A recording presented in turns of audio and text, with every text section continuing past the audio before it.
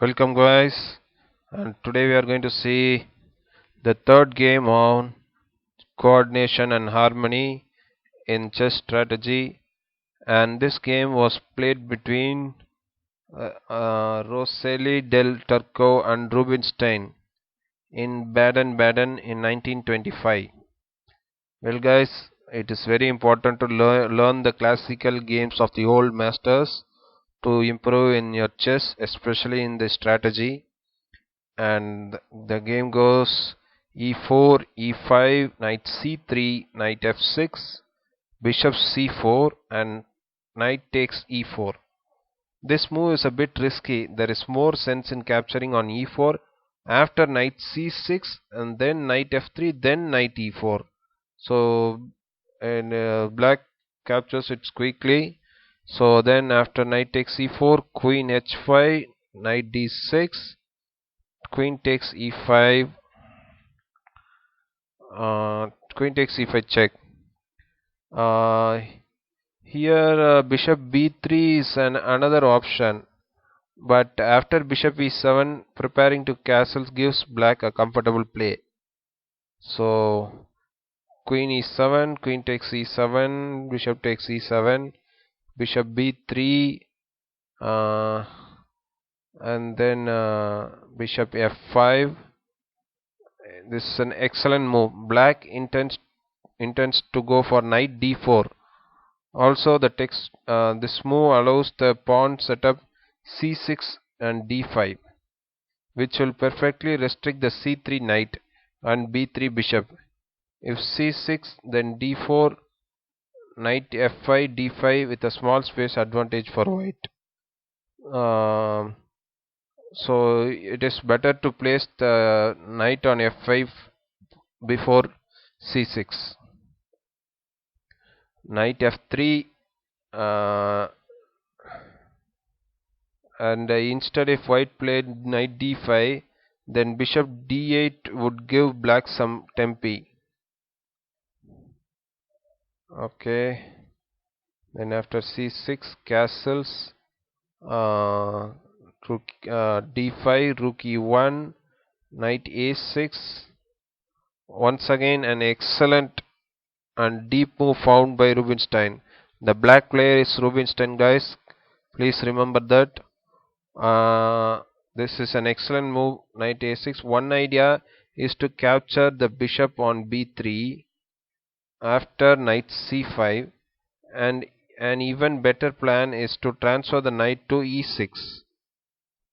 Black's knights on e6 and f5 would collaborate perfectly with the pawns on c6 and d5, controlling the entire center. Such principles of harmony and central strategy were a trademark of the great Rubinstein. And then d4, h5, securing the f5 square for the knight. Knight e2, bringing the knight and bishop back into play. Knight c7, c3, f6, knight g3. White feels a lack of harmony in his camp and desperately goes for exchanging material. Maybe he wanted to simplify the position and offer a draw to his great opponent. But that is a questionable approach if your opponent is an endgame and strategy wizard. And now knight takes g3, h takes g3, and g5. And this is a concrete play. Black prevents bishop f4 and potentially knight h4.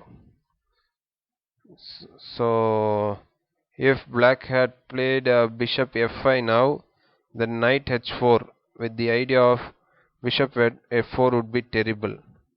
So it was good to play the prophylactic move g5 to prevent bishop f4 and knight h4. So if instead black plays knight bishop f5 here, then knight h4, and then bishop f4 would be coming. So after the exchange g5 and now bishop d2,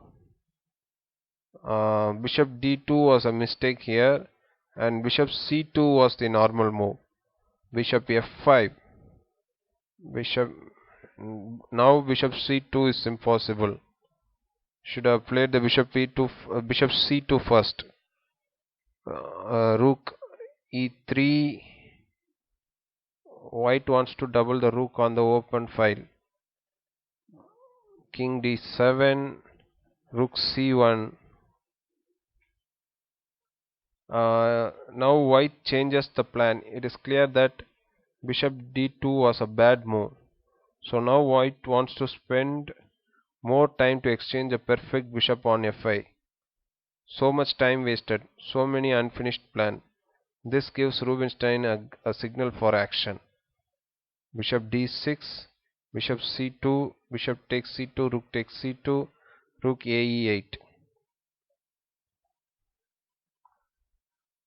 And now white's rooks are not connected.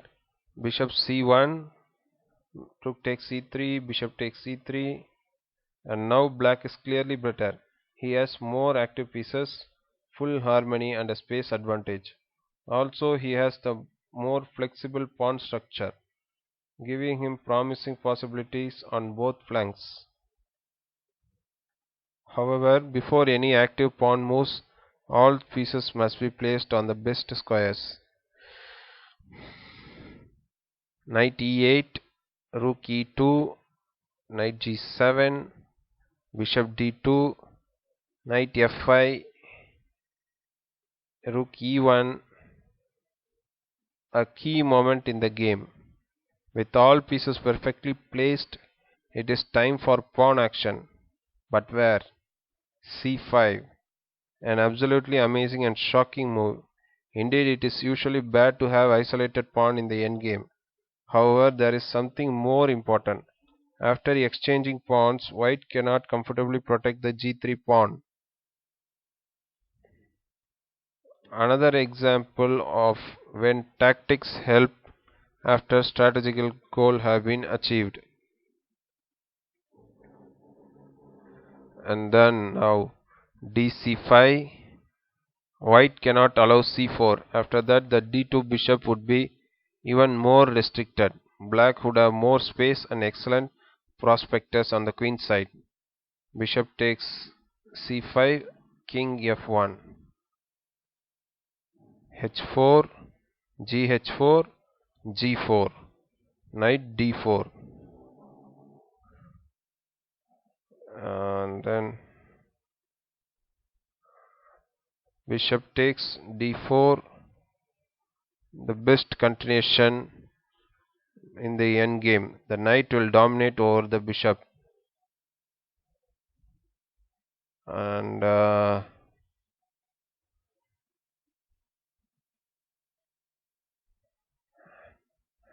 if here instead if knight would have gone knight g1, then rook takes h4, uh, and black and rook takes h4, and after that the black is threatening rook h1 and followed by g3 or knight g3.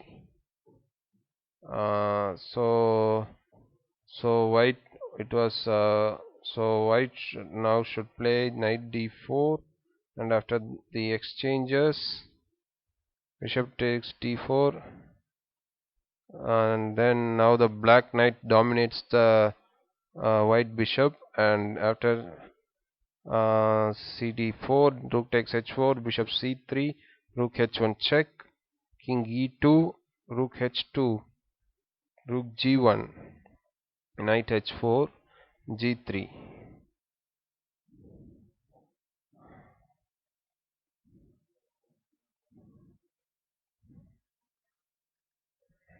and then knight f5. A knight on f3 is only visually strong. From f5 it attacks both d4 and g3 pawns. Once again white cannot move a muscle. b3, king e6, bishop b2, a6, bishop c3. White can only wait while black patiently improve his position. Knight d6, king e3, knight e4, bishop e1, king f5, rook f1, rook h8, with the idea to penetrate along the c file or the e file. King d3, b5, a3, I mean a3 here, a3, and rook h7. And now Rubinstein demonstrates one of the most important endgame principles. Do not rush.